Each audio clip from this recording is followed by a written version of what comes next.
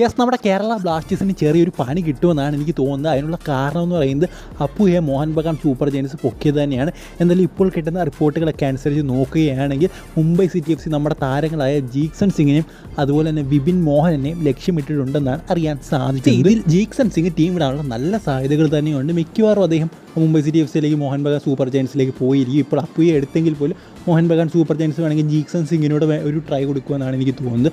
അല്ല, മുംബൈ സിറ്റി ഇപ്പോൾ അപ്പുയെ പോയതുകൊണ്ട് തന്നെ ഉറപ്പായിട്ടും ജീക്സൺ സിംഗിനെ സ്വന്തമാക്കാൻ ശ്രമിക്കും എന്നെനിക്ക് തോന്നുന്നുണ്ട്.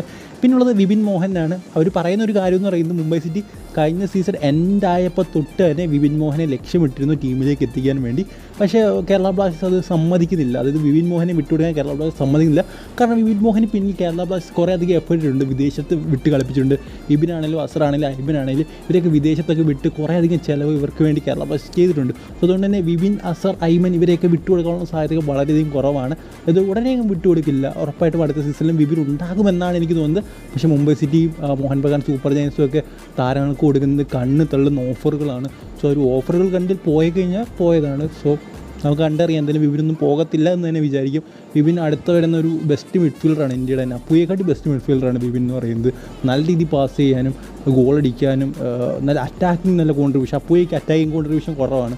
ബട്ട് വിപിൻ മോഹൻ നല്ല രീതിയിൽ അറ്റാക്കിങ് കോൺട്രിബ്യൂഷൻ കൊടുക്കുന്ന ഒരു പ്ലെയറാണ്. സോ ഉറപ്പായിട്ടും ഏത് ടീമും ആഗ്രഹിക്കുന്ന ഒരു പ്ലെയറാണ്. മിക്കവാറും ഏതെങ്കിലും ടീം പൊക്കാനുള്ള സാധ്യത വളരെയധികം കൂടുതലാണ്.